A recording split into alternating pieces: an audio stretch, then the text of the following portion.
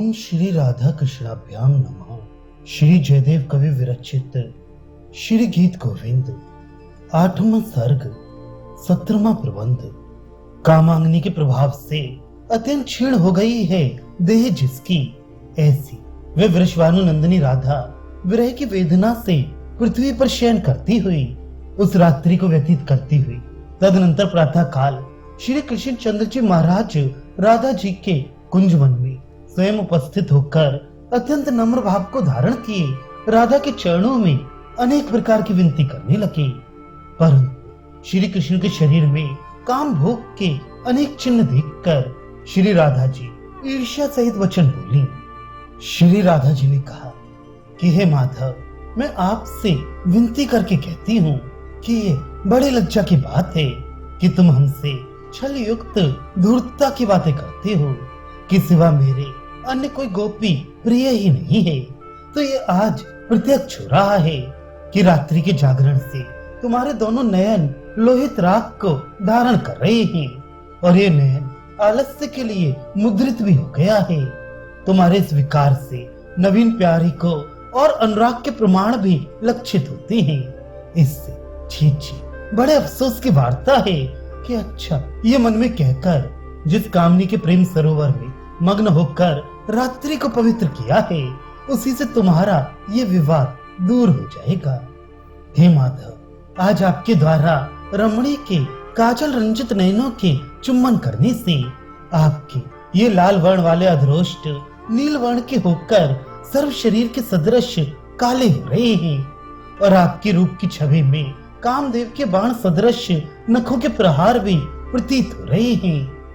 हे कृष्ण, ये जो आपका शरीर कामदेव के युद्ध में तीव्र नखों के छत से रेखा युक्त हो गया है, अभिप्राय उस रमणी नायिका ने आपसे प्रसन्न होकर जैसे मरकत काले संगमरमर के शिला के टुकड़े पर स्वर्ण अक्षरों से लिखकर रतिरस रंग का विजय पत्र दिया है। इस कारण आप उसी के पास जाइए कि जिससे आपने ये प्रशंसा पत्र पाया है। हे कृष्ण चंद्र जी, चरण कमल से गिरता जो महावर उससे सींचा आपका मनोहर हृदय मानो कामदेव रूप वृक्ष के नवीन नवीन पत्तों के परिवार को बाहर दिखाता है। अभिप्राय जिसके महावर का चिन्ह आपके हृदय पे है, उसी के समीप आप जाइए। हे माधव, आपके ओष्ठों के ऊपर जो अन्य कामनी के दांतों की छत हैं, वो मेरे चित्त में खेद करती हैं। इस कारण आपके और मेरे शरीर में कितनी एकता है, सो ये रदन छत आप ही कह देते हैं। अतः आपने जिस रमणी से दंत छत कराई है, उसी के पास आप जाइए। हे श्री कृष्ण चंद्र जी, अब मुझे ये मालूम होता है कि जिस भांति आपका ये शरीर बाहर से काला है, उसी भांति आपका हृदय भी काला है। यदि आप कहें कि ये बात असत्य है, तो मेरी सरीखी अनुयायी और कामाग्नि से पीड़ित दुखी जनों को क्यों ठगते हो? हे माधव, आप इस घोर वन में केवल स्त्रियों के ही वध करने के हेतु भ्रमण करते हैं। मैं जानती हूँ कि आप इस कर्म में अति निपुण हैं, क्योंकि आपने बालकपन में ही पूतना नामक राक्षसी के विनाश करके अपने चरित्र को भली भांति प्रकट किया है।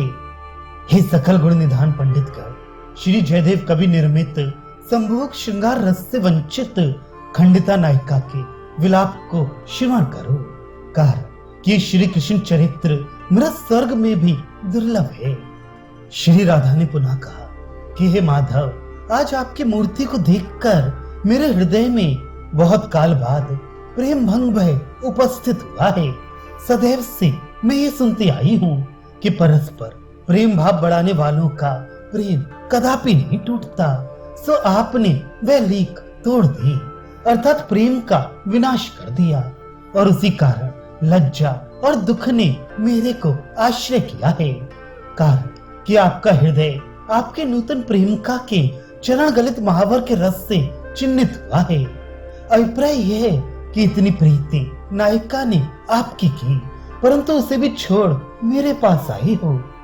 किसी दिन प्रभात समय में सब सखियां श्री कृष्ण के पीतांबर को धारण किए श्री कृष्ण चंद्र जी को देखकर अनेक भांति की हंसी करती थीं। इसलिए राधा जी के मुक्कमल पर दृष्टिपात किया।